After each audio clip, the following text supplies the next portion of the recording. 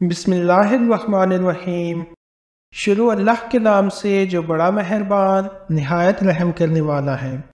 ناظرین اکرام، حضرت انس بن مالک رضی اللہ تعالی عنہ سے روایت ہے کہ ایک اعرابی نبی اکرم صلی اللہ علیہ وآلہ وسلم کے دروازے کے پاس آیا اور اس نے اپنی آنکھ دروازے کے سوراخ پر لگا دی۔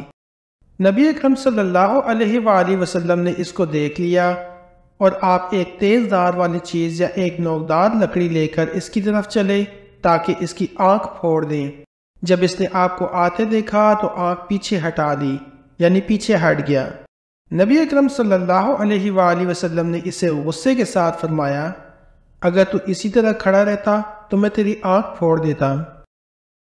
اسی طرح حضرت عبداللہ بن عمر رضی اللہ تعالی عنہ سے روایت ہے کہ نبی اکرم صلی اللہ علیہ وآلہ وسلم نے فرمایا، بڑے بڑے گناہ یہ ہیں: اللہ تعالیٰ کے ساتھ شریک ٹھہرانا، ماں باپ کی نافرمانی کرنا، کسی بے گناہ جان کو قتل کرنا اور جھوٹی قسم کھانا۔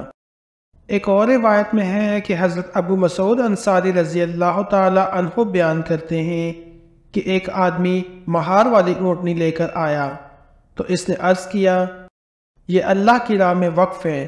رسول اللہ صلی اللہ علیہ وآلہ وسلم نے فرمایا، تمہارے لیے روز قیامت 700 اونٹنیاں ہیں، وہ سب مہار والی ہوں گی۔ دعا ہے کہ اللہ رب العزت ہمیں دین اسلام کو سمجھنے اور اس پر عمل کرنے کی توفیق عطا فرمائے، آمین۔